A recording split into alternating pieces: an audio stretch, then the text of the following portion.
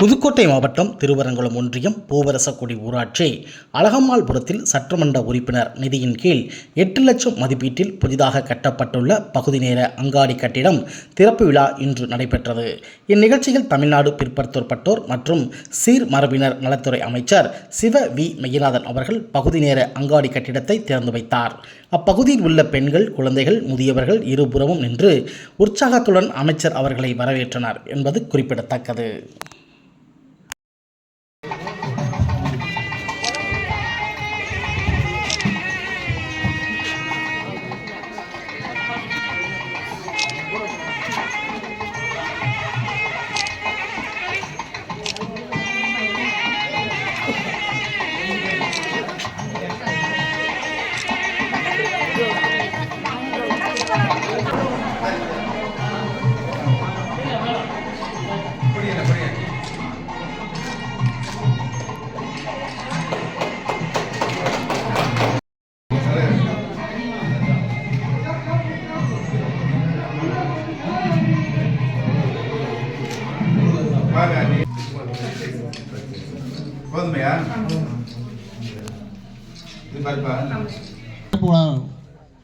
பண்ணுவதற்காக இங்கே வருகை புரிந்துள்ள மாண்புமிகு பிற்படுத்துறை அமைச்சர் அவர்களையும், வட்டாட்சியர் அவர்களையும், சேர்மன் அவர்களையும், இங்கே உள்ள உள்ளாட்சி பிரதிநிதி அவர்களையும், இங்கே திரளாக கூடியிருக்கிற பொதுமக்கள் அனைவருக்கும் வருகிறேன் வரவேற்கிறேன். தாய்மார்கள், காவல்துறை சார்ந்த நண்பர்கள், உங்கள் அனைவருக்கும் எனது வணக்கத்தை அன்போடு தெரிவித்துக் கொள்கின்றேன். பத்திரிகை மற்றும் ஊடகத்துறை நண்பர்களுக்கும் எனது வணக்கத்தை தெரிவித்துக் கொள்கின்றேன். இந்த விழா 11 மணிக்கு நடைபெறுவதாக இருந்தது. ஆலங்குடியில் நடைபெற்ற ஒரு நிகழ்வில் கலந்து கொண்டு வருவதற்கு காலதாமதம் ஏற்பட்டிருக்கிறது. அதற்காக உங்களிடத்திலும் நாங்கள் வருத்தத்தை தெரிவித்துக் கொள்கின்றோம். இன்றைக்கு நமது முதலமைச்சர் அவர்கள் இந்த ஆட்சியின் கீழ் இன்றைக்கு குறிப்பாக இந்த ரேஷன் கடை கட்டப்பட்டிருக்கிறது.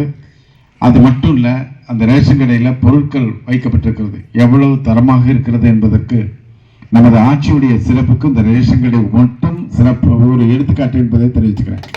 அரிசி கடந்த காலத்தில் பார்த்தீங்கன்னா 10 கலரில் இருக்கும் அதிமுக ஆட்சியில். இப்போ போய் பாருங்க, அரிசி, அதே மாதிரி கோதுமை, அதே மாதிரி சர்க்கரை போன்ற பருப்பு போன்ற துவரம்பருப்பு போன்ற பொருட்கள் தரமாக ரேஷன் கடையில் விற்கப்படுகிறது, வழங்கப்படுகிறது.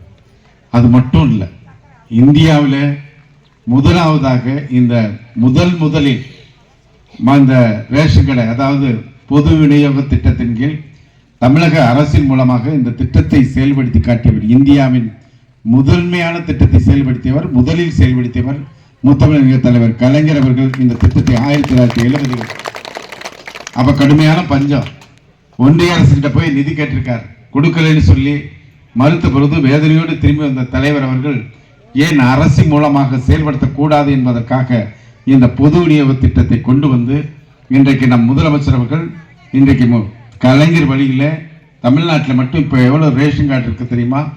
2,09,00,000 கார்டுகள் இப்போ அதிகமாக ரேஷன் கார்டு வழங்கி, அதே மாதிரி இலங்கை தமிழர் வாழ்வாழ்வு முகாம் இருக்கின்ற அந்த மக்களோடு சேர்த்து கிட்டத்தட்ட 2,15,00,000 ரேஷன் கார்டுக்கு மேல இந்த திட்டம் செயல்படுத்தப்படுகின்ற ஒரே மாநிலம் தமிழ்நாடு தான். இன்றைக்கு அந்த அடிப்படையில் தான் ஒன்றிய அரசாங்கம் ஒரே நேசன் ஒரே ரேஷன் என்ற திட்டத்தை கொண்டு வர்றதுக்கு அடிப்படை தமிழ்நாடு, அடிப்படை காரணம் தலைவர் கலைஞர் என்பதை மறந்துவிடக்கூடாது. அண்ணன் சொன்னார், இந்த ரோடு வர்றப்போ அழகாம்பலபுரத்தில் இந்த வர்றதை குறிப்பா பூவரசக்குடியிலிருந்து திருவரங்குளம் செல்கின்ற சாலை, போன முறை நான் சட்டமன்ற உறுப்பினராக இருக்கிறப்போ போட்ட சாலை இப்பொழுது கிராம சாலை திட்டத்தின் கீழ் சேர்த்து இதை விரைவில் புதிய தார் சாலையாக மாற்றப்படும் என்பதை நான் தெரிவிச்சுக்கிறேன். அதே மாதிரி இங்கே இருக்கிற இந்த ரோடு, இங்கே ஊராட்சி ஒன்றியத்தை சார்ந்த அலுவலக பெருமக்கள், பொறியாளர்கள் வந்திருக்கீங்க. இதே முதலாவதை இன்னைக்கே எஸ்டிமேட் போட்டு முதலமைச்சர் கிராம சாலை திட்டத்தில் உடனடியாக இதை தார் சாலையாக மாற்றுவதற்கு நீங்கள் அதற்கான கருத்துருவை அனுப்பி முதல் இடத்தில் இந்த ரோடு உடனடியாக சேர்த்து கொள்ளுமாறு கேட்டுக்கொள்கின்றேன். அதே மாதிரி இந்த பகுதியில் பூவரசக்குடி ஊராட்சியில் என்னென்ன பணிகள் தேவைப்படுகிறது என்பதை அறிந்து அதனையும் நிறைவேற்றி தருவோம் என்பதை தெரிவித்துக் கொண்டு இன்றைக்கு நம்ம முதலமைச்சர் அவர்கள் பல்வேறு திட்டங்களை, இல்லம் தேடி கல்வி, மக்களை தேடி மருத்துவம், குழந்தைகளுக்கான தொடக்க 5ஆம் வகுப்பு வரை காலை உணவு திட்டம், இன்னுயிர் காக்கும் நம்மை காக்கும் 48 இப்படி மகத்தான திட்டங்களை செயல்படுத்தி காட்டிய நம் முதலமைச்சர் அவர்கள் எந்தவித பேரிடர் ஏற்பட்டாலும் புயலாக இருந்தாலும் சரி கனமழையாக இருந்தாலும் சரி அத்தனைக்கும் நேரடியாக களத்தில் சென்று நம் தமிழக முதலமைச்சர் அவர்கள் உடனடியாக அந்த மக்களை பாதுகாக்கின்ற ஒரு மிகச்சிறந்த முதலமைச்சரை பெற்றிருக்கிறோம். அம்மலா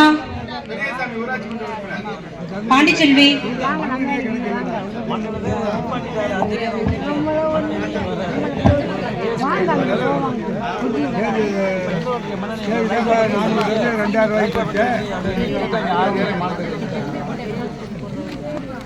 யாருங்க உங்க வீட்டில்